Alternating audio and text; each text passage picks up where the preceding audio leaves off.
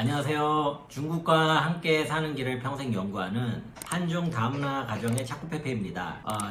민주화와 관련된 영상들을 다양한 분야별로 나눠가지고 지금 올리고 있고요. 제가 상대적으로 중국과 한국 사이에서 경험을 더 많이 해봤던 입장에서 단순히 제 의견을 전달을 드리고 있습니다. 그런데 이제 민주화 관련된 내용으로 유튜브에 내용을 올리다 보니까요, 굉장히 많은 분들께서 염려를 많이 해주십니다. 저로서는 정말 너무 감사한 일이에요. 사실 저도 이거를 올리면서 처음에 이 영상이 혹시 삭제되지 않을까, 혹은 이것으로 제가 이제 유튜버 생활을 마치는 게 아닐까, 이런 생각조차 했었는데요. 현재까지 놓고 본다면 전혀 그런 기색은 없습니다. 물론 이제 이게 유튜브 알고리즘으로 노출이 돼가지고 많은 사람들이 보게 한다든지 이런 것도 아직은 없었어요. 그런데 제 다른 영상들 역시 그렇게 많이 알려진 영상들은 아니기 때문에 저로서는 일단 제게 주어진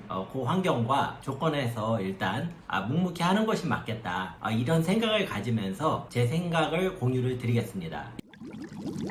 네, 이어서 말씀을 드릴 주제는요, 경제민주화라는 것이에요. 경제민주화라는 것을 어떻게 정의를 하느냐, 일단 거기에 대해서 제 생각을 말씀을 드리겠습니다.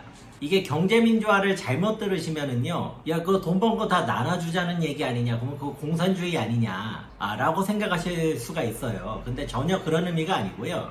여기서 이야기하는 경제민주화라는 거는 이렇다면 이런 개념입니다. 어떤 나라, 어떤 사회를 가든지요, 경제적으로 상중하를 나눠볼 수 있을 것 같아요. 돈이 많은 사람은요, 진짜 어디를 가나 있습니다. 북한에 가도 돈 많은 돈주들이 있다고 합니다. 어느 사회를 가든지 상대적으로 부유한 사람들이 있는 거고요. 마찬가지로 상대적으로 가난하고 궁핍한 사람들이 있게 마련이죠. 자, 그러면 부유하지도 가난하지도 않은 사람들은 어떤 가운데 수준이라고 볼 수가 있는 겁니다. 그것을 임의적으로 상중하 이렇게 한번 나눠볼게요. 물론 이런 식으로 딱 떨어지는 것은 아니겠지만 어떤 개념을 설명하는 취지에서 굉장히 부유한 사람은 상, 그 다음은 중, 그 다음 궁핍한 사람은 하, 이렇게 나눠봤을 때 경제민주화라는 것은요, 이 상중하 간의 계층 이동이 얼마나 자유로우냐, 즉, 이 계층 이동이 굉장히 고정이 돼 있으면은 경제민주화 전도가 떨어지는 거고요.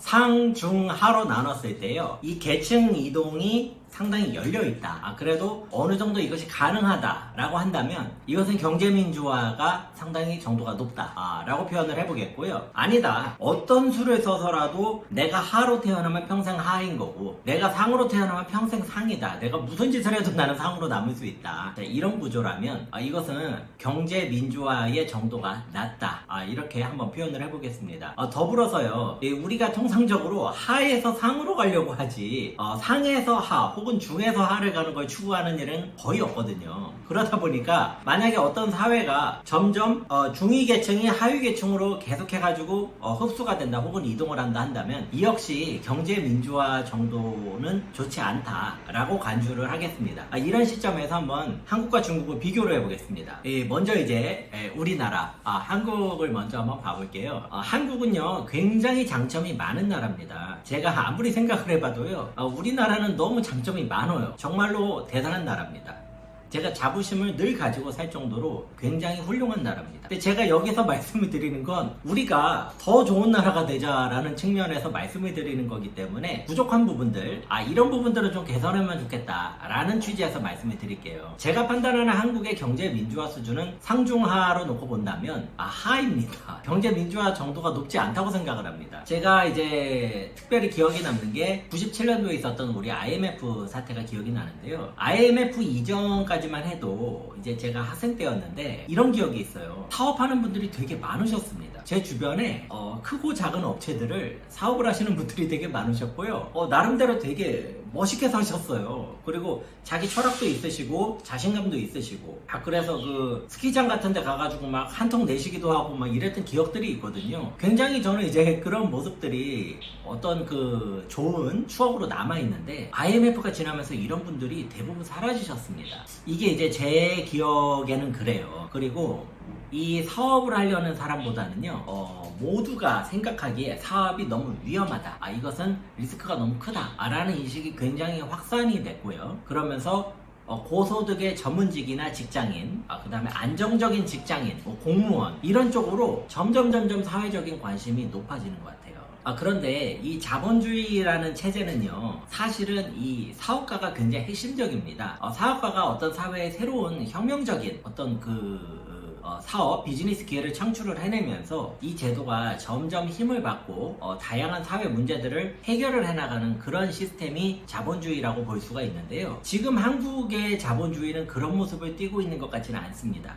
대표적인 예가 한중일 삼국의 대학생들을 대상으로 사업을 하고 싶냐, 회사에 가고 싶냐, 공무원 되고 싶냐, 요거 설문조사를 해봤다고 합니다. 물론 이제 정확한 이 통계에 관련된 지식은 제가 없지만 제가 보고 깜짝 놀랐던 게 우리나라 한국의 젊은이들이 사업을 하고자 하는 그 정도가 가장 낮았다고 하고요. 공무원이 되고자 하는 정도가 가장 높았다고 합니다. 제가 조금 충격을 받았던 거는 일본보다 더 낮았다는 부분이 그래서 우리나라가 굉장히 지금 사회적으로 고착화가 되어 있겠구나. 한국은 지금 이 상중하 경제계층을 놓고 본다면요, 제가 봤을 때는 이 상에 해당하는 분들은 자기 그 포지셔닝을 계속 유지하고 그것을 지키는 데에 좀 집중을 하는 느낌을 받습니다. 뭐 큰 도전을 해가지고 내가 이런 거를 해서 한번 공연을 해본다, 이런 문화가 우리나라에 많이 부족한 것 같습니다. 중에 해당하는 분들은 내가 지금 중에 있으니까 더 떨어지지 않고 중상, 여기를 내가 유지를 해야 된다. 자, 하위에 있는 분들은 그냥 굉장히 모든 것들이 이제 안타깝고 서럽고 화가 나실 수가 있는 것이죠. 그러다 보니까 이제 어떤 그 정치 구도에 영향을 주기도 하는 것 같습니다. 여하튼 우리나라가 장점이 굉장히 많은데 제가 말씀드리는 거는 안 좋은 부분만 골라서 말씀을 드린 거니까요, 일단 참고를 이렇게 해주셨으면 합니다. 자, 그러면 이어서 중국의 경제 민주화 정도를 살펴보겠습니다. 경제 민주화라는 것이 어떤 경제 소득계층의 어떤 이 이동이 얼마나 자유로운가, 이런 측면에서 얘기를 한다면 제가 봤을 때 중국은 한국보다는 나은 편이라고 봅니다. 한국보다는 나은 편이라고. 그런데 여전히 상중하를 놓고 보자면 죄송하지만 하라고 평가를 하겠습니다. 그 이유는 좀 여러 가지가 있는데요. 이 중국말로 요즘에 社会固化라는 말이 있습니다. 사회 계층이 고착화가 되는 그런 어떤 현상을 얘기를 하는데요. 중국도 점점 내가 지금 상류층이면 쭉 상류층으로 가고, 중류층이면 중류층, 하류층이면 하류층으로 굳어지는 듯한 이런 분위기가 강해지고 있고요. 여기에 대해서 중국 사람들이 굉장히 관심을 가지고 경각심을 가지고 있는 분위기입니다. 다만 제가 조금 차이가 있었다고 느낀 점은 뭐냐면요, 중국은 굉장히 많은 젊은 사람들이 사업가가 됨으로써 이 사업의 길, 이 사업이라는 것이 자기 비즈니스를 하는 걸 수도 있고 어떤 자영업자의 길일 수도 있는데요, 이 길이 아직 상당히 한국보다 열려 있습니다. 무슨 말씀을 드리냐면요, 예를 들어서 제가 학업 성적이 그렇게 높지가 않습니다. 그런데 고등학교까지만 공부를 하고 고졸 이후에 바로 사회 전선에 뛰어드는 것이죠. 그러면 거기서 제가 뭐 양꼬치를 팔든 아니면 뭐 맥주집을 하든 간에 뭐 하나를 제가 기회를 잡을 수 있고 어떤 좋은 귀인을 만나가지고 협력을 해가지고 좋은 내가 비즈니스 아이템을 확보를 할 수 있다. 그 사람이 올라갈 수 있는 길이 열려 있습니다. 그런데 이것이 정도가 결코 퍼센티지가 높은 것은 아닌데요, 한국과 비교하면 한국보다는 높습니다. 이 부분을 제가 조금 말씀을 드리고 싶어요. 물론 이제 중국에서도 부모 세대가 공부를 잘해가지고 농촌이나 중소도시에서 뭐 베이징, 상하이 같은 큰 도시에 와서 자리를 잡고 사는 경우도 있습니다. 근데 이런 가정들은요, 제가 봤더니 이 부모 세대가 자기의 성공 체험이 공부를 잘한 데서 왔잖아요. 그러다 보니까 자식한테 시킬 수 있는 것도 공부입니다. 그래서 공부를 굉장히 중시를 해요. 근데 공부가 어떤 의미에서는 굉장히 안전한 투자이기도 하거든요. 왜냐면은 대학 졸업장이 있으면 연결을 시키기가 좋기 때문에 굉장히 안전한 측면도 있지만 한편으로는 차별화 경쟁력이 조금 부족한 측면이 있고요. 더불어서 조금 획일화되는 경향이 있습니다. 그래서 중국의 경제 순위를 상위층, 중위층, 하위층으로 놓고 본다면요, 제가 느끼기에는 중위층은 거의 굳어 있고요, 상위층과 하위층이 서로 왔다 갔다 하는 구조가 아닌가 하는 생각이 조금 듭니다. 약간 이런 식으로 조금 그 사회가 고착화가 된다는 느낌을 받습니다. 물론 제가 연해 도시에 살고 있는 입장에서 제 주변의 환경만을 가지고 이렇게 봤다는 것이지 중국은 굉장히 크고 사람이 많기 때문에 안 그런 것도 충분히 있을 것 같습니다. 제가 말씀드리는 거는 일단 참고하시는 정도로만 봐주셨으면 합니다. 네. 그래서 얼마 전에 제가 이 중국의 농촌 지역 그 고등학생 같아요. 나와가지고, 뭐 중국어죠. 나와가지고 이제 연설을 하는데, 이 친구가 연설하는 거를 보고, 이 농촌 친구들이 도시에 와서 살아남기 위해 이렇게 뼈를 깎는 노력을 하고 있구나. 그 얘기를 듣고 제가 그걸 보면서 펑펑 울었습니다. 너무 이 가슴에 와닿아가지고요. 펑펑 울었습니다. 그 친구 말이 아직도 기억이 나는 게, 내가 지금 도시에 와가지고 공부를 하는 이것은 나 혼자 공부하는 게 아니라는 거예요. 나를 도시로 보내서 뒷바라지 해주는 우리 아버지 어머니뿐만 아니고 우리 가족이 전부 다 나만 바라보고 있다는 겁니다. 그러니까 자기가 반드시 그것을 해내야 된다. 이런 삶을 살고 있는 친구들도 있고요. 아니면 어려서부터 부유한 환경 속에서 외국어도 편안하게 배우고, 그 다음에 교육적으로 자원도 풍부한 데서 살아가는 그런 도시의 부유층 아이들도 있는 것이겠죠. 그러니까 이 역시 중국에서 모두 발생하고 있는 그런 사회 현상인 것 같습니다. 네, 그래서 이번에 경제 민주화라는 주제를 가지고요, 한국과 중국을 한번 간단하게 비교를 해봤습니다. 제 개인적인 의견은 한국도 하, 중국도 하, 요 정도라고 보는데요. 굳이 한국과 중국을 나눠보면 한국이 하면 중국은 한 중하 정도 되지 않을까 하는 생각이 듭니다. 여하튼 여러분께서 이제 이 내용을 참고하시는 데에 활용하시기를 바라고요. 제 개인적인 의견에 불과하기 때문에 너무 이거에 대해서 적확성을 요구하시거나 그러면 저로서는 그냥 사과를 드리는 방법밖에 없을 것 같습니다. 참고하시는 정도로만 봐주세요. 시청을 해주셔서 대단히 감사하고요. 계속해서 노력하는 차코페페가 되겠습니다. 감사합니다.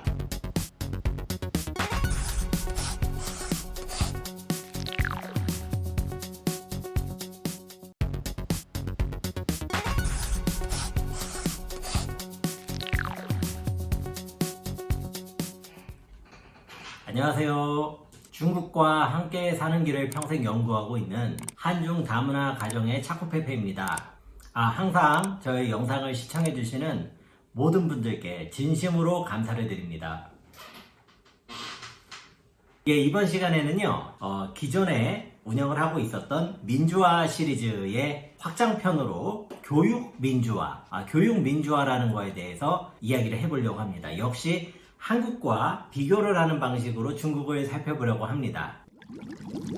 네, 일단 현대 사회에서 대체 이 교육이라는 것은 무엇이냐, 이것을 한번 간단히 살펴보겠습니다. 사전적인 의미를 보면은요, 교육의 의미가 이렇습니다. 지식과 기술 따위를 가르치며 인격을 길러줌, 이렇게 표현이 되어 있습니다. 중국에 있는 사전을 보면은요, 교육에 대해서 좁은 의미로는 전문적인 지식을 전달을 하는 학교기관이다 라고 되어 있고요, 넓은 의미로 봤을 때에는 사람의 몸과 마음을 발전시키는 사회적인 실천 활동을 모두 일컫는다, 이런 식으로 정의가 되어 있습니다. 근데 이제 사전적인 정의라는 거는요, 조금 더 이제 노골적이고 과감한 이야기를 하기는 조금 어려운 것 같습니다. 그래서 제가 한번 조금 더 현실적이고 우리 좀 피부에 와닿는 방식으로 한번 이렇게 봐보려고 해요. 일단 서양과 동양이 이 교육을 대하는 방식과 자세가 너무 달랐습니다. 자, 서양에서는 영어로 교육을 이제 education이라고 하는데요, 이 말이 끄집어낸다는 뜻의 라틴어에서 나왔다고 해요. 그렇기 때문에 서양에서는 이 education이라는 것이 그 사람이 가지고 있는 고유한 특장점을 밖으로 끄집어내는 어떤 그런 촉매적인 역할을 교육이라고 보는 것 같습니다. 그렇기 때문에 어떤 지식이나 내용을 그냥 갖다가 전달하는 게 아닌 게 되는 거죠. 한편 우리 동양의 관점으로 보면은요, 제 기억에 중국에 이게 아마 그 수나라 때인가 당나라 이전에 그때 과거제도가 처음 생겼던 것 같습니다. 이게 이제 우리나라의 고려시대 때 온 걸로 지금 기록이 되어 있는데요, 이 굉장히 특이한 제도입니다. 나라에서 공무원을 선발을 하는 데에 시험을 봐서 선발을 한 거예요. 이제 옛날에 이제 나라에서 임명할 수 있는 건 이제 공무원, 관리라고 그러죠. 굉장히 이제 사회적인 그 특권계층이라고도 볼 수가 있는데, 이 선발 기준이 시험 공부해가지고 이 공부 잘하는 사람으로 뽑았다. 이거는 서양에서는 절대로 있을 수가 없었던 일입니다. 그런데 이것을 지금 우리 중국과 한국은 1000년이 넘게 이렇게 해오고 있었던 거죠. 자, 그러다 보니까 이 공부를 한다는 것 자체가 우리 중국과 한국 이런 나라에서는요, 내가 사회적인 어떤 계층을 결정하고 나와 나의 가문의 어떤 사회적인 위치에 절대적인 영향을 주는 이런 문화로 우리가 1000년이 넘게 살아왔다. 우리가 이런 점을 좀 볼 필요가 있을 것 같습니다. 자, 그렇다면은 이제 이 교육, 한자로 가르칠 교자에 기를 육자를 쓰죠. 중국말로는 지아유라고 합니다. 이 교육이라는 말은, 그럼 이 말은 어디서 나왔느냐? 서양은 이제 그 라틴어에서 끄집어내서 나왔잖아요. 우리는 맹자라는 사람의 이 말들을 담고 있는 맹자라는 책이 있어요. 거기에 진심편, 챕터 이름입니다. 진심편에 군자 삼락이라는 대목에서 교육이라는 말이 비롯됩니다. 이 군자에게는 3가지 낙이 있는데, 첫 번째는 부모가 다 살아계시고 형제가 무고한 이 즐거움, 두 번째는 하늘과 사람에게 내가 부끄러운 것이 없다 하는 그 즐거움, 그리고 3번째가 천하의 영재를 얻어서 가르치고 기르는 즐거움이라고 합니다. 여기서 교육이라는 말이 비롯됐다고 합니다. 자, 그래서 제가 이제 교육에 대해서 어떤 좀 배경 지식을 한번 간단히 살펴봤는데요. 그렇다면 이 교육 민주화라는 것은 무엇이냐? 자, 한국과 중국을 놓고 본다면요, 이 교육이라는 것이 사실상 어떤 한 개인에게 있어서는 어떤 사회생활에 스타트를 하고 앞으로 자기가 사회적으로 다양한 활동을 하는데 너무 막대한 영향을 주더라 이겁니다. 서양하고 다르다는 거죠. 그렇다면은 이 교육을 받는 기간 동안 이 사람들이 이 교육에 대해서 공평하게 이 기회를 받을 수가 있느냐, 이 정도를 살펴보자 라는 의미에서 교육 민주화라고 표현을 한번 해봤습니다. 여기에 대한 제 개인적인 판단은요, 한국은 중국은 하, 저는 이렇게 판단을 합니다. 제 개인적인 견해입니다. 제 개인적인 견해예요. 자, 그러면은 우리나라와 중국의 상황을 한번 이렇게 비교를 해볼까 합니다. 자, 교육의 역사를 한번 봐볼게요. 우리나라가 이제 건국 초기에는요, 대한민국 건국 초기에는 상당히 유교적인 문화가 많이 남아 있었다고 합니다. 그래서 선생님 그러면 그 그림자도 밟지 않는다 라고 하였고, 부모님들도 이 선생님을 그렇게 존중을 하고, 그 다음에 옛날에는 이 선생님이라는 직업이, 이 교사라는 직업이 굉장히 사회적으로 그 덕망이 높고 사람들이 많이 존중을 해주는 그런 직업이라고 합니다. 물론 지금도 그렇지만 옛날에는 그 정도가 훨씬 더 강했다고 합니다. 자, 그런데요, 우리나라가 이제 군사정권, 군부 독재 시기를 지나는 과정에서 당시에 굉장히 공부를 잘했던 젊은 사람들이 있습니다. 이 사람들이 이제 이 독재 세력과 대항을 하죠. 그래서 일명 민주화 세력이라고도 하고요. 386 세대들이 그 주축을 이루고 있습니다. 이분들이 이제 민주화 운동을 하다가 감옥에 갔다 오고 기록이 남고 이러면요, 이분들이 취직이 안 되는 거예요. 80년대 정도의 얘기입니다. 그러다 보니까 이분들이 먹고 살 길이 없지 않습니까? 생활은 생활이니까. 그래서 이 사람들이 어디로 가느냐 하면 우리나라 사교육 시장, 학원가로 갑니다. 왜냐면 할 줄 아는 게, 잘하는 게 공부니까 공부와 관련된 걸로 가셨던 것 같아요. 그런데 이 학원가에서 계시던 분들이 자기가 머리가 원체 좋은 데다가 이 길이 아니면은 내가 살 방법이 없다, 이런 상황이 되다 보니까요, 학교에서 선생님들이 가르치는 것보다 훨씬 더 자극적이고 기억이 잘 되는 방법을 택해가지고 굉장히 효율적으로 학생들에게 사교육 서비스를 제공을 하게 됩니다. 이른바 우리나라 학원가의 탄생인 거죠. 그래서 한국에 이런 말들이 있잖아요. 뭐 쪽집게 강사다, 지금 뭐 일타 강사 이런 말을 하듯이요. 내가 똑같이 공부를 해도 이 사교육 학원 선생님, 좋은 선생님한테 배워가지고 시험을 보면 결과가 더 잘 나오는 거예요. 자, 그러니까 어떻게 사람들이 거기를 안 가겠습니까? 이런 식으로 해가지고 사교육이 엄청난 속도로 발전을 하게 됩니다. 자, 그리고 이제 우리나라가 IMF 시기를 지나면서 제가 봤을 때에는 사교육은 상당히 자본화가 되고요, 공교육은 상당히 형식화가 돼버린 것 같습니다. 제가 요새 듣는 이야기 중에 참 가슴 아픈 이야기가 있는데요, 사실 우리나라 공교육 제도권에도 굉장히 훌륭한 분들이 많이 계시거든요, 선생님들께서. 그런데 학생들이 아예 수업 시간에는 뭘 배울 생각을 안 한답니다. 왜냐면 어차피 배우는 거는 학원에서 배우는 게 효과적이다. 그래서 어떤 학생은 또 학교는 그냥 심지어 체력 보충이나 하겠다고서 뭐 잠자고 가고 뭐 이런 학생들도 있다는 거예요. 그러니까 공교육이 굉장히 이제 부실화가 된 거죠. 자, 그렇다면은 국가에서 모두에게 공평하게 제공을 할 수 있는 것이 공교육인 건데, 이렇게 공교육이 부실화가 되어버리면 한국은 교육민주화가 수준이 굉장히 낮은 것이 아니냐. 근데 또 그렇게 보기도 어렵다라는 게 제 생각입니다. 제가 봤을 때 이제 한국이 참 이런 부분이 대단한 것 같은데요. 나쁘게 얘기하면 한국 사람들이 좀 똥꼬집이 세고요. 좋게 얘기하면 뭔가 더 나은 것을 추구하는 게 굉장히 강해요. 무슨 말이냐?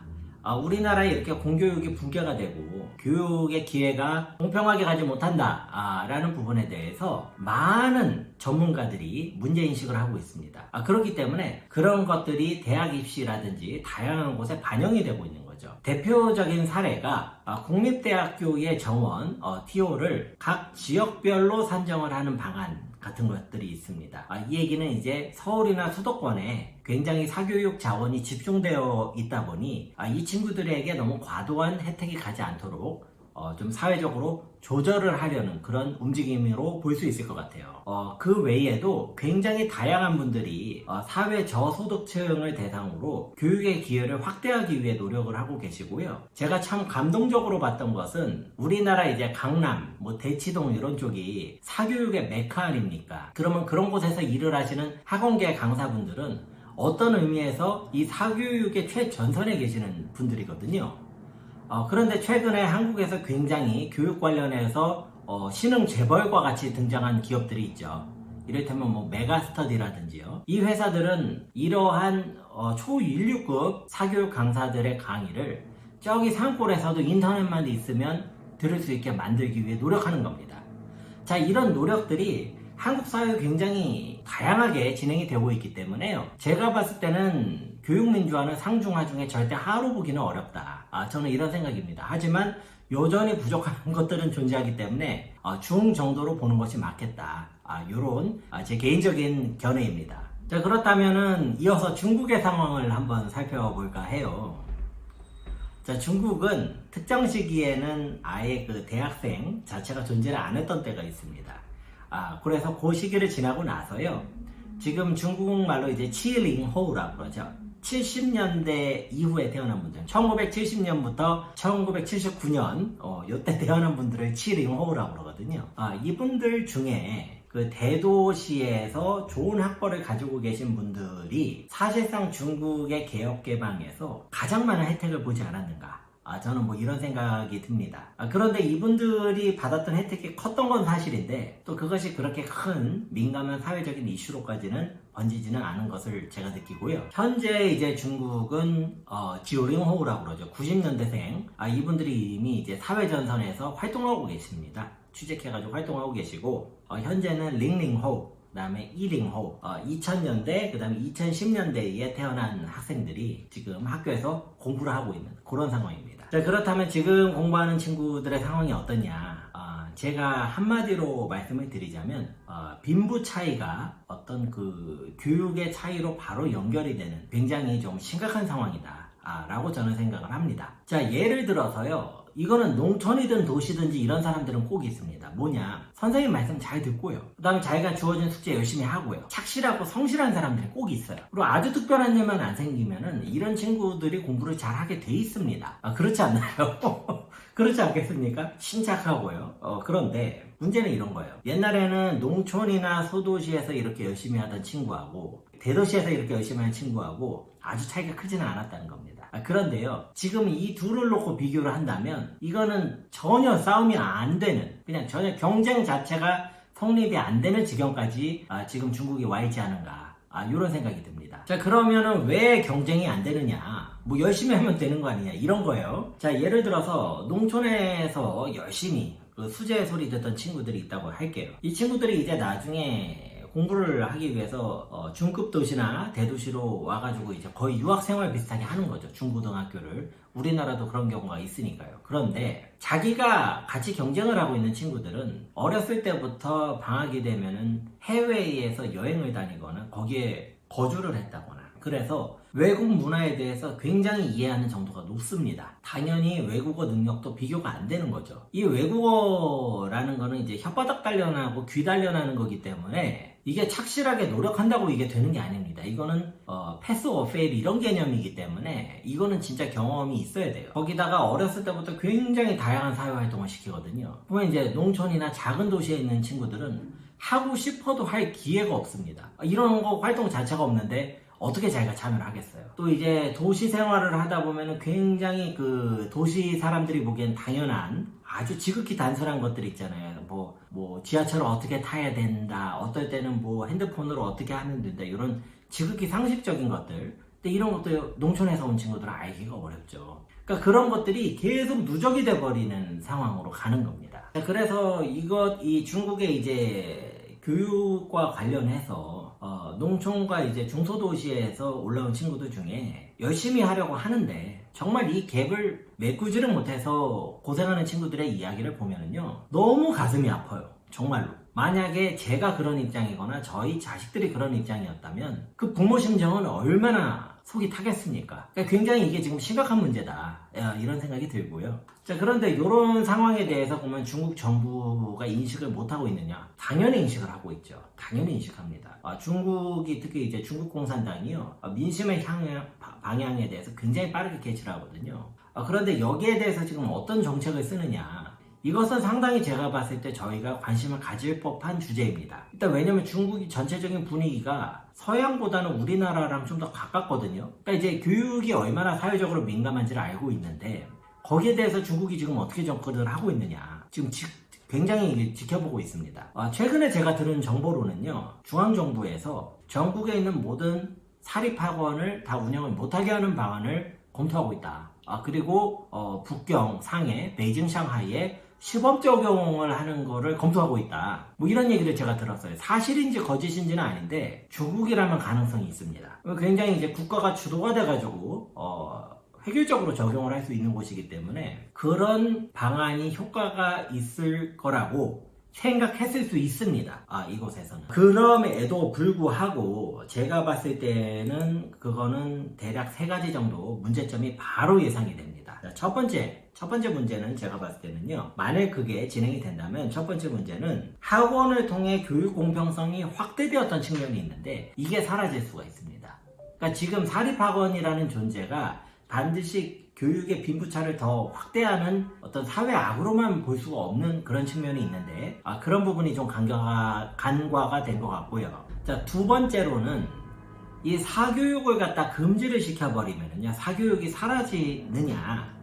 사라지기가 어렵습니다. 오히려 음성화가 돼버릴 수가 있죠. 우리나라도 옛날 80년대에 그 전두환 정권 때에 비슷한 관점에서 학원을 못하게 해버렸더니 다 어디로 갔습니까? 과외시장으로 가버렸습니다. 그래서 가격이 더 올라버렸죠. 그러니까 이제 교육의 빈부격차가 더 이게 심각한 문제가 돼버리는 겁니다. 이게 이렇게 단순한 문제가 아니라는 거죠. 자, 그럼 세 번째 문제는 뭐냐? 서민들 입장에서 한번 생각을 해볼게요. 예전에는 내가 그래도 어떻게 해서든지 쥐어짜고 노력을 하면은 어디까지는 갈 수 있겠다는 게 예측이 되는 게 있는 거거든요. 이게 되게 중요합니다. 그래서 중국도 마찬가지로 서민들이 내가 제일 좋은 걸 가져가겠다는 게 아니에요. 내가 할 수 있는 범위 내에서 최대한 해보겠다, 이런 관점인 건데 이거를 이제 판을 갖다가 다시 다 엎어버리면 어디로 갈지 모르는 거예요. 그러면 여기서 오는 불안함이 있습니다. 굉장한 혼란이 또 닥칠 수가 있는 것이죠. 자, 그러다 보니까 이제 제가 뭐 교육 전문가는 전혀 아니지만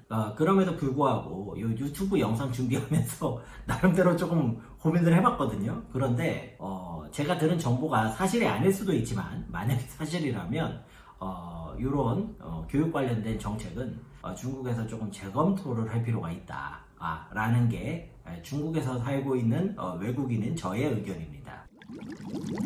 자, 그래서요, 제가 이제 교육 민주화라는 주제를 가지고 한국은 한 중 정도 되고 중국은 하 정도 되는 것 같다, 라는 개인 의견을 좀 드립니다.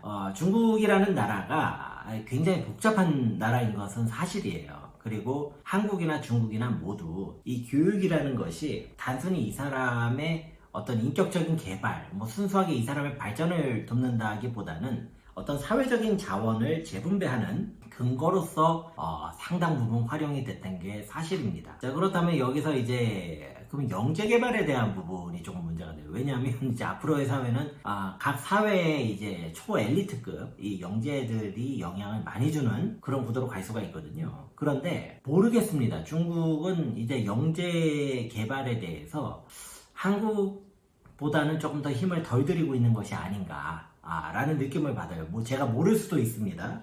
근데 이제 중국은 이제 이렇게 하는 게 제가 조금 이해가 되는 게 인구가 너무 많거든요. 예를 들어서 2010년도 이후부터 태어난 아이가 1년에 적을 때는 한 1,500만 명, 많을 때는 한 1,700만, 1,800만 명 이렇게 태어납니다. 자, 그러면은요, 인구가 워낙 많기 때문에 그 안에 정말로 우리가 상상도 하기 어려울 정도로 뛰어난 능력을 가진 친구들이 있어요. 그러면 이런 친구들이 우리가 주머니에 송곳을 감출 수가 없잖아요. 송곳이 뚫고 나오지 않습니까? 나옵니다. 자, 그래서 중국의 어떤 영재 정책이라는 것은 이렇게 뚫고 나온 친구들만 데리고 해도 충분했던 것 같습니다. 그래서 이런 생각을 하면은 또 약간 옆에 살고 있는 이웃 나라로서 약간 조금 마음이 조금 깝깝해질 때가 있긴 있는데 뭐 어떻게 하겠어요. 우리도 우리대로 열심히 살아야죠. 또 이제 중국이 영재에 대해서 확실하게 그런 보상을 해주는 그런 것도 아니거든요. 오히려 영재들이 더 고생하고 손해보는 경우들도 많아요. 너무 복잡해요. 자, 아무튼 말씀을 드리다 보니까 약간 이야기가 샜는데요. 중국과 한국의 교육 민주화에 대해서 제가 가지고 있는 생각들을 좀 공유를 드렸습니다. 당연히 조금 미진한 내용들도 있었을 것이고요. 여러분들께서 보시면서 기존에 가지고 계셨던 관점에 좀 참고하시는 정도로 활용을 해주시기를 부탁드리겠습니다. 시청을 해주셔서 대단히 감사합니다.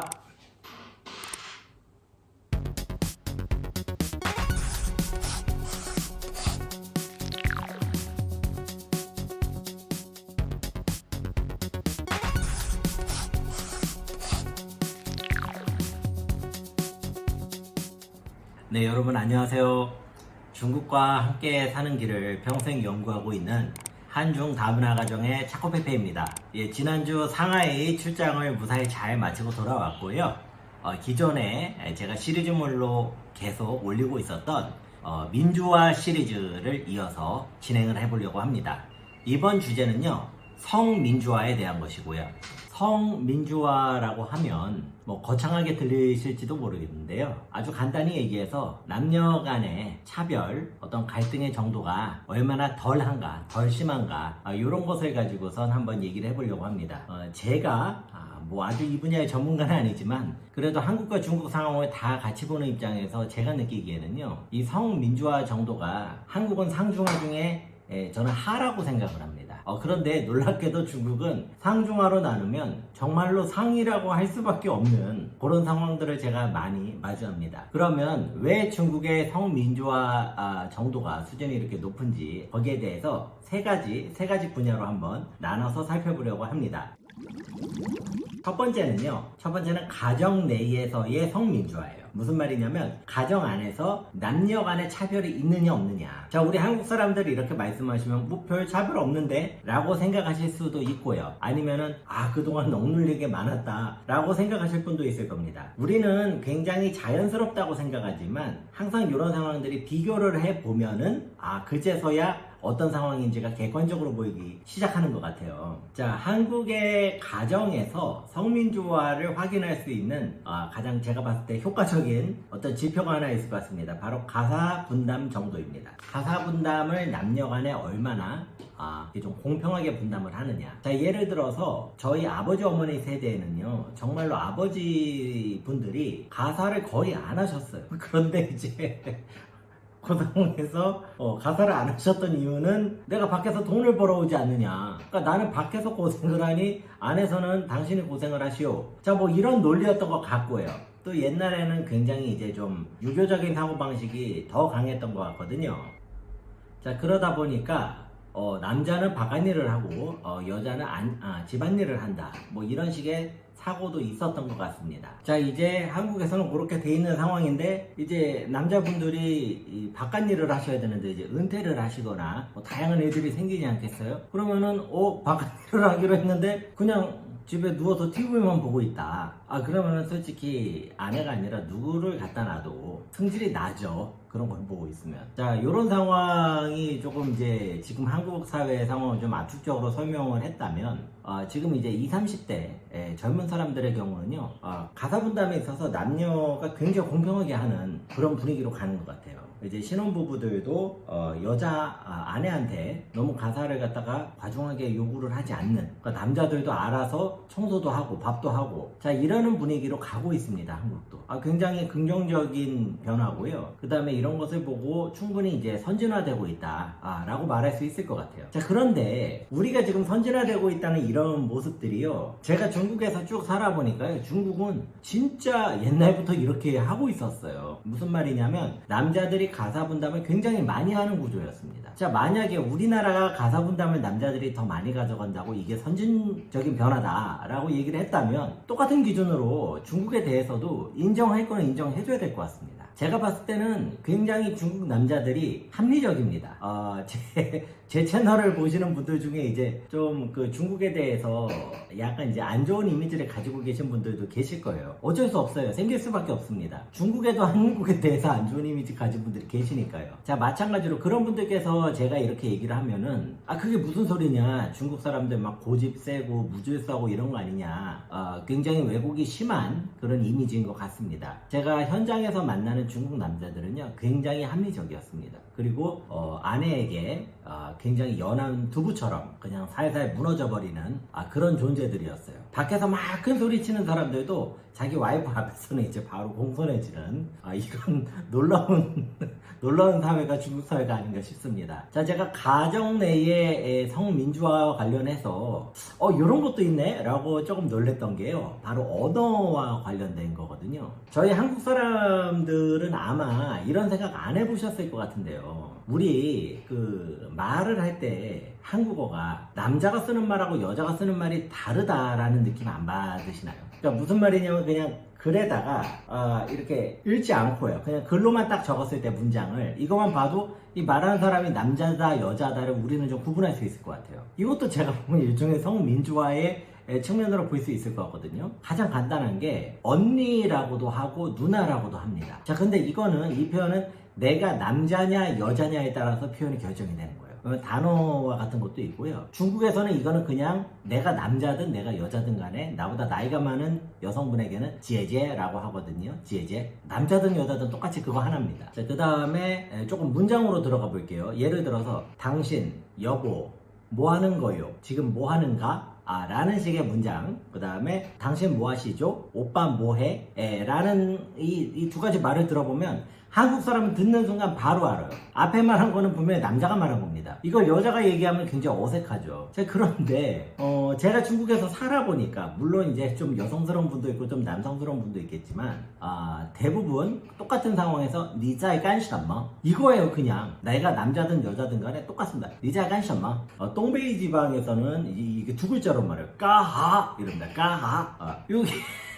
요게 내가 남자든 여자든 쓰는 언어가 똑같다, 일치한다. 요거는 역시 가정 내 성민주화를 한 면을 보여줄 수 있는 그런 객관적인 사실로 볼 수 있지 않은가, 이런 생각이 듭니다. 네, 이어서 성민주화를 살펴보기 위해서 두 번째로 직장 내 성민주화를 한번 봐보겠습니다. 직장 내에서 얼마나 남녀 간의 차별이 적은가, 남녀 간의 갈등이 얼마나 적은가. 자, 저는 요것을 제가 이제 회사 조직에 조금 더 익숙하다 보니까 하나의 회사를 상정해 놓고 말씀을 드리자면요, 아주 효과적인 지표가 하나가 있습니다. 뭐냐, 여성 임원의 비율을 보면 됩니다. 여성 임원 비율. 우리나라 같은 경우에는 많은 기업에서 여성 임원들이 너무 적다 보니까 뭐 유리천장이 아니냐, 뭐 이런 얘기들도 나오고, 여기서 여혐이 나오고 남혐이 나오고, 막 안 그래도 우리 지금 나라도 조그맣고 사람도 별로 없는데 우리가 막 그거 가지고 고안해서 또 막 싸우고 이러고 있거든요. 그런데 제가 보니까 중국의 기업들이요, 여성 임원의 비율이 압도적으로 높습니다. 정말 어림잡아도 임원이 10명이 있으면요 3, 4명 이상은 여성인 것 같아요. 제가 느끼기에는. 물론 이제 뭐 정부 최고위층이나 이런 사람들 중에는 여성이 없지 않느냐, 뭐 이런 걸 가지고선 근거를 대시기도 해요. 그렇게 보면은 중국에서도 아주 높은 자리는 이제 여자들은 조금 더 제한적인 느낌을 받습니다. 자, 그런데 그런 자리가 뭐 비중이 얼마나 되겠습니까? 뭐 1%도 안 돼요. 그런 자리는. 이제 어떤 전반적인 수치를 놓고 아마 비교를 한다면 중국이 한국보다 이 비중이 훨씬 높을 텐데요. 제가 이제 다양한 한국의 소식을 저도 이제 보고 접하면서 여성 임원이 안 나오니까 임원을 여성을 할당제를 만들자 뭐 이런 얘기도 제가 들어봤고요. 그러면 이제 여성 안에서 무조건 몇 명은 임원이 나오도록 그렇게 하는 것 같아요. 이게 뭐 배려를 하는 건지 아니면 이게 좀 불평등이 되는 건지까지는 좀 논의가 필요할 것 같습니다. 자, 그런데요, 중국에서는요, 일단 그런 식으로 여성이 임원이 되진 않습니다. 중국에서 여성 임원까지 오른 사람들은요, 대부분 능력과 리더십을 겸비하고 계십니다. 그거가 둘 다 없다 그러면 정치력이라도 엄청나게 씁니다. 이게 제가 현장에서 보고 느낀 겁니다, 여러분. 무슨 말이냐면요, 중국에서 제가 참 놀라운 분들을 많이 만나는데 여성 임원인데 이게 여성인데 형님 포스가 나요. 이거를 어떻게 설명을 드려야 될지 모르겠는데, 그리고 제가 뭐 이렇게 고민이 있거나 어려운 게 있으면요, 진짜 다 아주 이렇게 포용을 하면서 문제들을 굉장히 쉽게 해결을 해주십니다. 이거는 제가 봤을 때는 이런 사람이 안 올라가면 어떻게 하죠? 그 조직은? 그 조직이 잘못된 조직 아닌가요? 너무너무 뛰어난 여성 임원들이 많아요, 중국에. 그러면서 제가 왜 한국에서는 이런 류의 여성 리더십을 내가 못 봤을까? 왜냐면은 우리나라가 인구가 적으면 인구가 적은 만큼 그만큼 조금 같은 비율로 나오면 되는 거 아닙니까? 자, 그런데 제가 이 생각을 하면서 좀 많이 슬픈 게, 한국은 경쟁을 치열하게 하면서 굉장히 악독하고 막 독하게 하는 여성분들이 위로 올라가는 구조가 된 것 같아요. 그러니까 이제 그런 게 싫은 여성분들은 에이 들어서 안 한다 뭐 이러실 수도 있는 거예요, 우리나라 같은 상황. 근데 제가 보니까 중국은 이게 기본적으로 생태계라고 할까요, 어떤 환경이 굉장히 잘 갖춰져 있습니다. 그렇기 때문에 여성이든 남성이든 네가 그 역할에서 남들보다 뛰어난 역량을 보여줄 수 있다, 전체 조직에 좋은 것을 가지고 있을 수 있다, 그러면 기회가 주어집니다. 이건 아주 놀랐습니다. 물론 좀 썩어빠진 부패한 조직도 분명히 있을 거예요. 그런데 제가 말씀드리는 게 중국의 모든 회사가 다 그렇다는 게 아니고 생각보다 그런 회사가 많다, 그리고 비율로 치면 아마 한국보다 많은 것 같다 라는 말씀을 드리는 겁니다.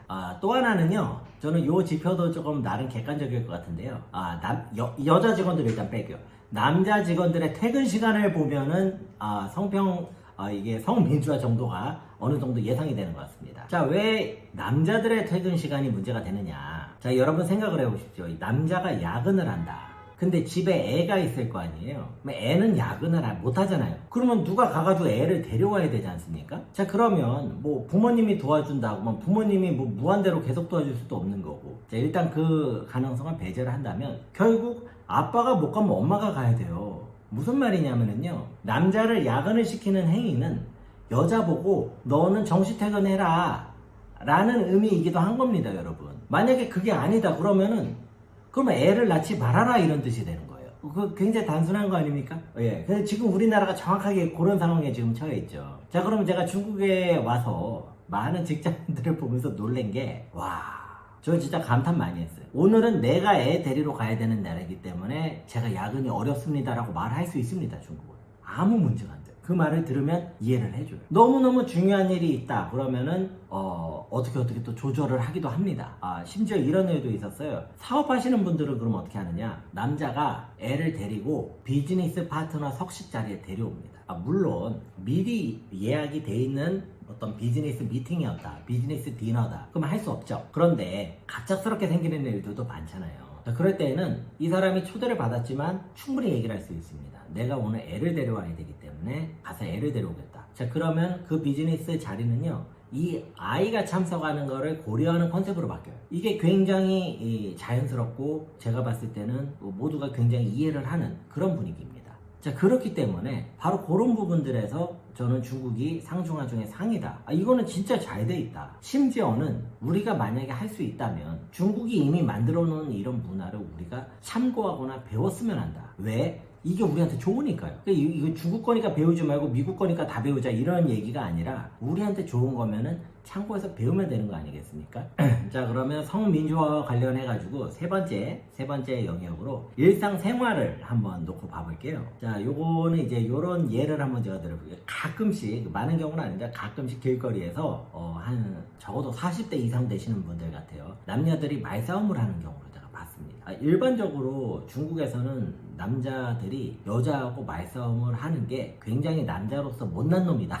뭐 이런 이미지가 있어요. 자, 그런데 그 이미지가 좀 묘한 게 잘 이용하면 남자 스스로 보호가 됩니다. 왜냐면 당초에 말싸움을 해가지고 여자를 이기는 남자를 본 적이 없습니다. 저는 만약에 내가 말싸움을 해서 여자를 이겼다 그러면은 제가 아유 그래 너 참 대단하다 너 잘났다 이럴 것 같죠. 아유 그것도 한심해 보여요. 제가 봤을 때 약간 저도 이제 약간 좀 중국화가 돼서 그럴 수 있는데 아무튼 간에 그렇게 싸우는 경우들이 있습니다. 자, 그러면 이 남자라는 사람들은요, 제가 봤을 때는 이래요. 막 옛날에 농사 짓고 사냥하고 이럴 땐 우리 남자들이 이제 우세하죠. 그런데 지금 현대 사회에서 막 키보드 누르면 다 끝나는 이런 시대인데 지금 우리가 막 힘 뭐 이런 거 가지고 지금 할 수 있는 게 한계가 있다 이겁니다. 그러니까 뭐 하나 지금 제가 봤을 때 남자가 여자보다 뭐 뛰어나다고 딱히 내세울 만한 게 없어요. 유일하게 하나를 내세우자면 이렇게 사람 붐비는 데에 화장실 빨리 갔다 오는 거 정도가 남자가 더 유리합니다. 자, 그래서 얘기가 잠깐 옆으로 샜는데요.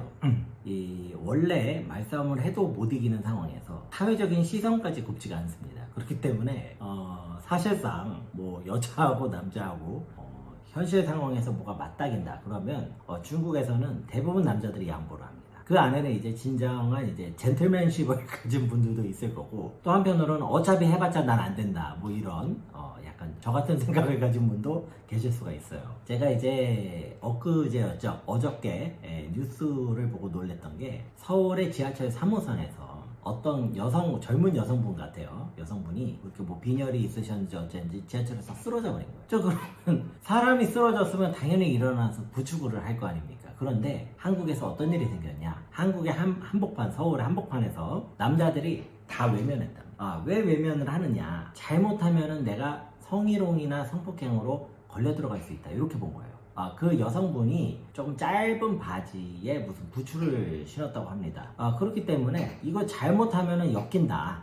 이래서 남자들이 일부러 다 피했다는 거죠. 그래서 그 현장에 있던 뭐 여성분들이 쓰러진 여자를 뭐 구축했다. 뭐 이런 내용이었습니다.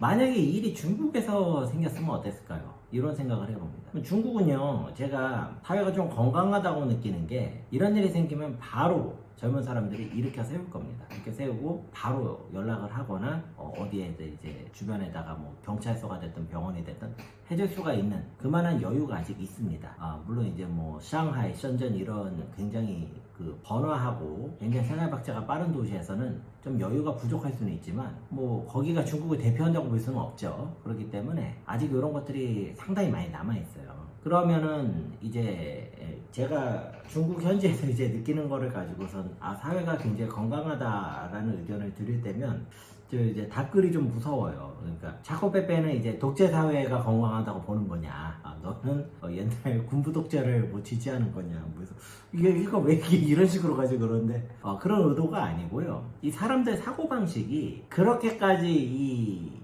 복잡하게 생각을 안 하는 겁니다. 어떻게 보면은 이게 굉장히 큰 행복일 수도 있죠. 그리고 훨씬 더 인간 본성에 더 부합하는 것 같기도 하고요. 옛날에 우리나라 얼마나 사람들이 순박하고 서로 돕는 걸 좋아했습니까? 응답하라 1988 같은 거 보면은 막 부침개 했다고 부침개 나눠주고 뭐 김치 했다고 김치 나눠주고 막 애들만 중간에서 계속 왔다 갔다 하고 있고 뭐. 옛날에 한국 진짜 멋있는 나라였거든요. 조금 경제적으로는 지금보다 못했는데 정말로 멋있는 나라였거든요. 그 중국의 모습들을 보면서 우리나라가 잃어버린 그런 모습들도 발견하곤 합니다. 많이 그립기도 하고요. 우리가 좀 더 이렇게 좋은 것들을 오히려 잃어버린 건가? 라는 그런 좀 아쉬움, 후회 이런 생각도 종종 듭니다.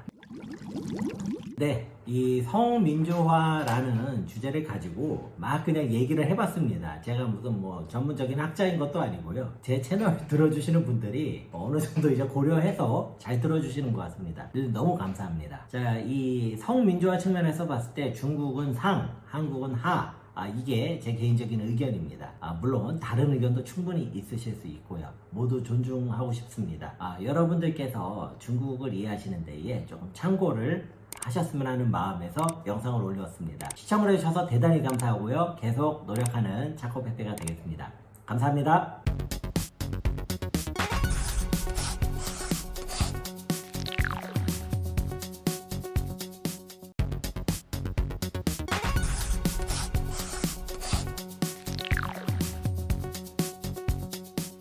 안녕하세요. 중국과 함께 사는 길을 평생 연구하는 한중 다문화 가정의 차코페페입니다. 네, 중국의 민주화 정도에 대해서 알아보고 있고요. 그 시리즈의 마지막 편인 생활 민주화에 대해서 알아보도록 하겠습니다. 제가 말씀드리는 이 생활 민주화라는 것은요, 아침에 일어나서 밤에 잠을 잘 때까지 계속 우리가 깨어있는 시간 내내 이루어지는 얼마나 남을 존중하는가 하는 영역이 되겠습니다. 앞서 1편에서 설명드린 것처럼요, 민주화라는 것이 어떤 돈이나 권력이나 명예와 같은 것이 특정인에게 집중되는 것을 막아가는, 그런 것을 분배하는 과정이라고 본다면, 이 생활민주화라는 것은요, 어떤 돈이나 명예나 권력이나 의사결정권이나 이러한 것들이 특정인이나 특정 집단에게 쏠리는 것이 부자연스럽다라고 느끼는 어떤 마음의 상태라고 볼 수 있을 것 같아요. 자, 그래서 제가 영상 올리다 보니까 여러 가지 댓글이 있는데, 그 중에서 정치민주화 쪽이었던 것 같아요. 1편 거기서 중국이 정치민주화도 되지 않았는데 어떻게 다른 민주화를 논할 수 있느냐 라고 얘기를 하셨는데요. 약간 관점의 차이인 것 같아요. 저는 오히려 이 생활민주화야말로 모든 민주화에서 가장 기본이 되는 민주화가 아닌가 싶습니다. 정치만 민주화를 한다? 그것은 약간 제가 봤을 때는 좀 관념적인 상태가 아닐까 하는 그런 생각도 살짝 들었습니다. 자, 그러면 역시 우리 한국 사회하고 한번 비교를 하는 방식으로 중국의 생활 민주화 수준을 한번 살펴보겠습니다. 역시 제가 개인적인 경험과 다양한 인맥들을 통해서 제가 개인적으로 생각하는 바를 공유를 드리는 내용입니다. 완전히 차코페페 개인의 의견이라는 점을 참고하시고 들어주세요. 일단은요, 중국과 비교하면 한국 사회는요, 어떤 위계 질서가 굉장히 강한 사회다. 이것을 확실하게 알았습니다. 이 위계 질서라는 것을 어떻게 설명드릴지 모르겠는데요. 뭐 윗사람 아랫사람 이런 표현 자체가 좀 위계적인 내용을 담고 있으니 제가 한번 이렇게 표현을 해볼게요. 의사결정권자와 참여자. 어떤 조직 어떤 상황이 되든 간에 효율성을 위해서 의사결정권자하고 참여자가 있게 마련입니다. 집에서도 야 에버랜드 갈 거냐 워터파크 갈 거냐 할 때 참여자들이 있지만 의사결정을 내리는 사람이 있어요. 요즘은 대부분 엄마인 것 같습니다. 그러면 엄마가 이제 의사결정권자인 거고, 아빠, 뭐 아들, 딸 이런 사람들은 참여자가 됩니다. 아빠는 이제 거기서 운전기사도 하는 거고요. 자, 이렇게 한번 나눠서 보겠습니다. 자, 일단 우리 사회는요, 이 한번 의사결정권자가 생긴다 그러면 이 사람을 약간 그 완전 무결한 어떤 존재로 만들려는 경향이 되게 강한 것 같아요. 그렇다 보니까 원래는 이제 내가 저 사람을 잘 알지도 않은데 굉장히 의사결정권자고 영향력이 있어 보이는 사람이 온다 그러면 막 나도 모르게 막 굽신거리고 뭐 잘 보이려고 그러고 있고, 그러다가 내가 예상한 만큼 피드백이 안 오면은 막 뒤에 가가지고 아주 나쁜 놈이라고 또 욕도 하고, 그러니까 약간 조금 이런 게 한국 사회에 있을 때는 딱히 이런 것이 이상하다고 생각이 안 들었을 것 같은데요. 이 중국 사회하고 비교를 하다 보니 한국 사회가 이게 참 특이하다 이런 생각이 듭니다. 또 놀라운 사실 하나는요, 한번 의사결정권자가 되잖아요. 그러면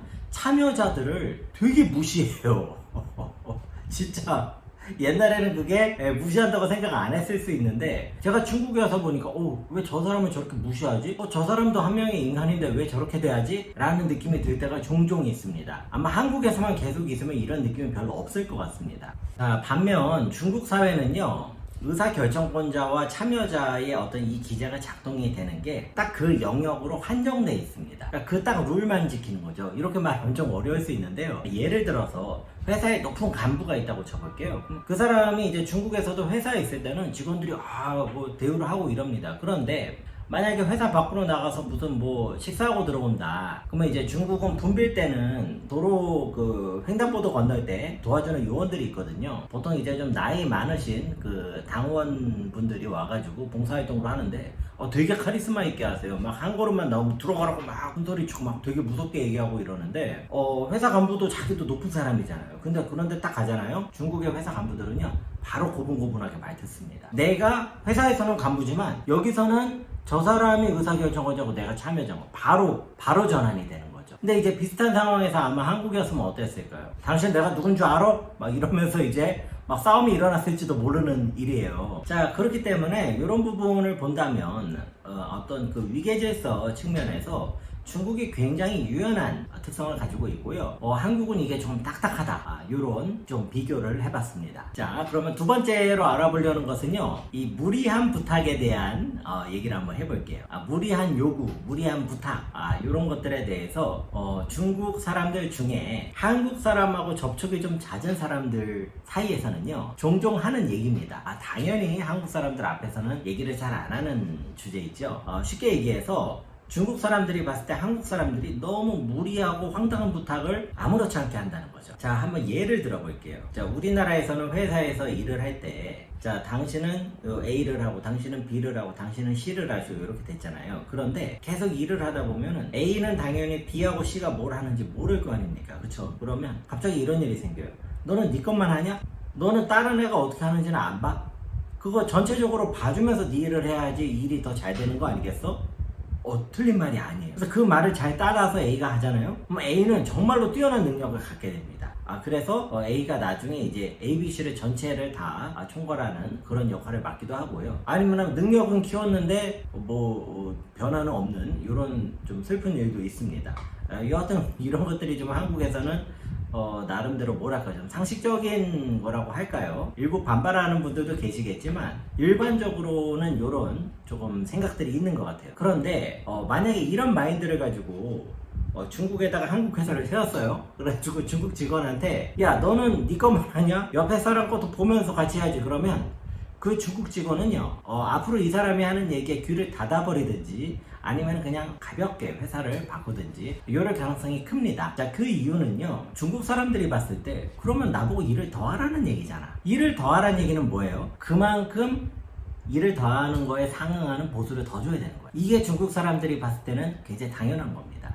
자, 그런데 이 안에는 어떤 사고방식이 내재가 돼 있는가 제가 좀 생각을 해봤더니 중국 사람들은 자, 이 사람도 사람이고 이 사람도 사람인데 네가 이 사람한테 더 많은 업무 역량을 요구하려면 이것은 네가 이 사람한테 그만한 보상을 주면서 요구를 하는 것이 맞는 것이지 그렇지 않고 이것을 요구하는 것은 이 사람에 대한 인격을 존중하지 않는 거다. 네가 이 사람에 대해서 네가 권력을 남용하는 거다 라고 느낄 수가 있는 겁니다.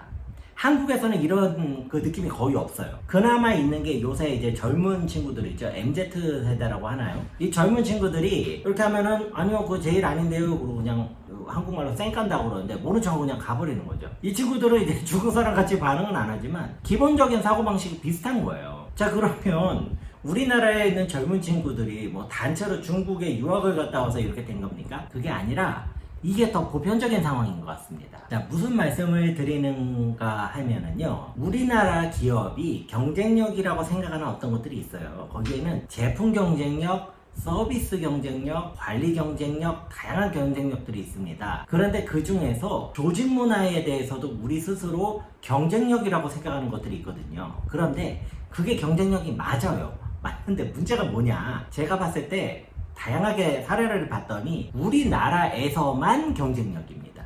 무슨 말이냐면요 한국 사회라는 특수성 안에서만 그게 경쟁력인 거예요. 이게 밖으로 나오면은요 경쟁력은커녕 경쟁 열의가 돼버려요, 이것이. 그리고 지금 우리나라가 이제 그 아주 새로운 MZ 세대를 우리가 연구해야 된다고 하는데 이거 굉장히 연구할 가치가 있는 주제입니다. 왜냐하면 이 친구들을 갖다가 우리가 조직 내에서 잘 활용을 할 수 있는 방법을 만약에 우리가 배운다. 그러면 중국을 포함해서 전 세계 어느 나라를 가더라도 우리나라의 기업 경쟁력이 굉장히 강해질 거라고. 왜냐하면 지금은 너무 보편성이 떨어지는 경쟁력을 가지고 있어요. 그러니까 하다 안 돼서 계속 한국 사람만 내보내는 거거든요. 주재원으로. 주재원들만 그 사이에 껴가지고 아주 미치는 거거든요. 제가 그러니까 요런 부분들이 조금 있습니다.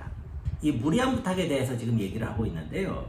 한국 사람들이 중국에서 물건값 흥정할 때도 이런 모습들을 제가 요즘은 좀 많이 줄었는데 옛날에 많이 봤어요. 그냥 흥정하다가 한국 사람 처음에는 이제 100원을 부르잖아요. 그러면 한국 사람이 뭐 70원, 80원 이런 것도 아니고 100원, 20원 막 이런 식으로 나가요. 그러면은 막 하다가 나중에 한국 사람이 그 옛날에는 지폐 썼잖아요. 20원짜리 2장 딱 던져버려요. 딱 가져가 버려요. 말도 안 하고. 그러면 막 옆에서 막 놀라고 막 그러면은 같이 있던 한국 사람들이 대단하다고. 역시 중국에서 내고는 저렇게 해야 된다고. 그런데 이게 얼마나 이례적인 내고 방식입니까? 저 사람하고 다시 거래 안 하실 거예요. 이게 그냥 건발건으로 보면 잘한 것 같잖아요. 그런데 중국 사람들이 그게 마음속에 다 남습니다. 이게 기업 활동에서도 비슷해요. 중국 사람들하고 어떤 협상을 하는데 단타에 강한 사람들이 있습니다. 장기적으로 비즈니스 관계를 다 망가뜨리는 분들이세요. 굉장히 주의하셔야 돼요. 이런 것들은 중국 사람들이 봤을 때는 굉장히 무리한 부탁, 무리한 요구에 해당을 하거든요.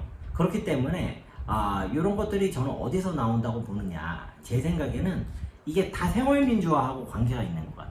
내가 갑이다 이거죠. 내가 돈 낸다 이거죠. 이런 식으로 하면은 조금 중국하고는 갭이 있다.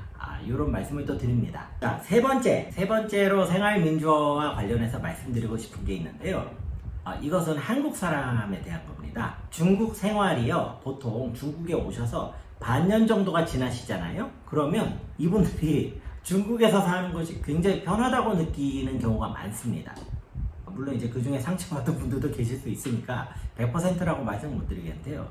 대부분 어떤 반응이냐면, 처음에는 중국에 대해서 좀 거리감을 느끼고 막 거부감을 막 보이시다가 시간이 좀 지나면 자기 혼자 힘주고 살았다는 걸 아시거든요. 그 다음부터는요, 이게 중국 사회가 살아보니까 내가 한국에서 당연하다고 생각했던 어떤 부담감, 갈등 이런 것들이 하나도 없는 거예요. 그리고 더불어서 그것만 없어지고 나머지 하드웨어는 그대로 있는데, 그것만 없어져도 야, 삶의 질, 라이프 퀄리티가 이렇게 올라갈 수 있구나, 이런 것들을 깨달으십니다. 그러면서 점점 한국보다 중국에서 그냥 살까 하는 생각을 더 많이 하시게 되는 거죠. 제가 조금 가슴 아픈 이야기를 한번 해볼게요.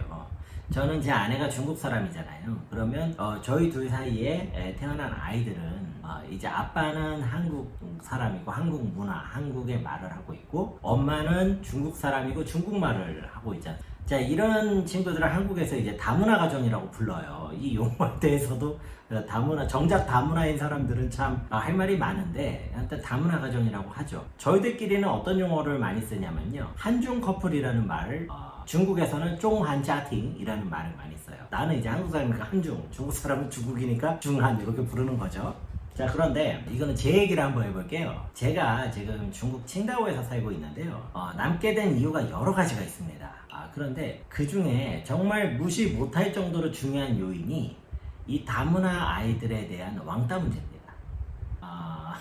한국에서는요, 저도 참 왜 그러는지 모르겠어요. 저도 이제 순수 한국 사람인데, 이런 걸 보면 참 이제 마음이 아픈데, 쟤네 엄마가 중국 사람이래, 이렇게만 얘기를 해도 솔직히 뭐 그렇게 저기는 안 해요. 근데 야, 쟤네 엄마 짱깨래 짱깨, 이런 식으로 이제 뒤에서 애들이 따돌림을 한다는 거예요. 또는 이제 엄마들끼리 뭐 학원을 가거나 무슨 뭐 활동을 할 때도 이 이제 중국인 엄마는 쏙 빼놓고선 한다든지 뭐 이런 경우들도 많은 것 같아요. 근데 아마 이제 이 영상을 시청하시는 분들 중에는 한국에서 다문화 가정으로 계시는 분들도 계실 수 있어요. 그러면 일단은 제가 가장 먼저 드리고 싶은 말씀은, 너무 고생이 많으시고 마음에 상처가 많으실 줄 압니다. 제가 큰 도움은 안 되지만 위로의 마음을 좀 전달드리고 싶습니다. 이 한중 커플들 사이에서요, 이런 그 아이들 왕따 문제와 관련해서 듣는 얘기들이 정말로 많습니다. 정말로 많아요. 제가 가슴 아픈 얘기들이라 가지고 제 부모님한테도 말씀을 못 드리겠어요. 같이 걱정하실까봐. 그냥 이제 중국에서 지금 지내고 있는데요. 그러면 중국에서는 어떻느냐? 자, 중국에서는 반에 갔는데 쟤네 아빠가 한국 사람이래. 그럼 한국 사람이구나. 쟤네 아빠는 네덜란드 사람이래. 네덜란드. 야, 쟤네 아빠는 어디 뭐 티벳에서 왔대. 이 티벳에서 왔구나. 그게 끝이에요. 그냥 더 없어요. 또 이제 저희 애 같은 경우는, 야, 너희 아빠 한국 사람이면 너 한국말 할 줄 알아? 이제 저희 애가 할 줄 안다고 했나봐요. 그러면 해봐. 또 못했나봐요. 그 뭐야? 그러면서 이제 또 무시당하고 뭐 그게 다인 것 같아요. 제가 보니까 이게 한국말 할 줄 알아. 너 한국말 해봐. 그러면 그게 잘 안 나오거든요. 한국에서도 갑자기 너 중국말 해봐. 그게 잘 안 나오거든요. 요런 건데, 중국에서는요, 그런 거를 가지고선 이렇게 가르는 문화가 거의 없습니다. 그냥 이 왕따에 대한 부담을 놓고 사는 것만으로도 너무너무 생활에 큰 도움이 돼요. 그러니까 이거는 확실히 제가 봤을 때는 장점인 것 같습니다. 저희 같은 사람들에겐요. 자, 그래서 이제 민주화 시리즈를 여기서 한번 마무리해 보려고 합니다. 마지막으로 생활 민주화에 대해서 말씀을 드려봤고요. 제가 이제 한국 사람이다 보니까 한국의 상황에 대해서는 조금 적나라하게 얘기를 하고 중국의 상황은 조금 일반적으로 얘기한 측면이 있긴 있어요. 중국 사회에도 뭐 다양한 문제점들이 있는데 그런 것들을 일일이 다 밝히는 거는 별로 의미가 많지 않아 보이고요. 제가 조금 우리나라에 기다려 걸고 있는 거는요, 한국이 민주화 수준이, 생활 민주화 수준이 계속해서 높아지고 있다는 점입니다. 그리고 이 큰 역할을요, 우리나라에서 지금 취직도 안 되고 뭐 여러 가지로 힘든 젊은 세대들이 많이 하고 있는 것 같아요. 자, 어떤 사회든지 간에 나이가 든 사람들은요, 일반적으로 그 사회의 체제에 순응하게 되어 있습니다. 적응하게 되고 그것이 편하다고 느끼고 심지어 그것이 당연한 거라고 느끼고는 합니다. 젊은 친구들은 이제 그런 게 별로 없거든요. 왜 이러는 거야 이거 제가 이러면서 등장하는 거거든요. 자, 그러다 보니까 어떤 의미에서는 그 사회에서 당연하다고 느껴졌던 것들이 조금 불합리한 모습들이 발견될 수도 있고요. 그러면서 사회가 조금씩 발전을 하는 것 같아요. 저는 이제 우리 대한민국이 그런 사회로 발전을 해나가는 마음이고요. 더불어서 한국과 비교를 통해서 중국의 민주화 상황을 여러분들께 좀 다양한 측면으로 나눠서 공유를 드려봤습니다. 여러분들 중국 바라보시는 데에 조금이나마 참고가 되셨기를 바랍니다. 긴 시리즈물 시청을 해주신 모든 분들께 진심으로 감사드립니다. 감사합니다.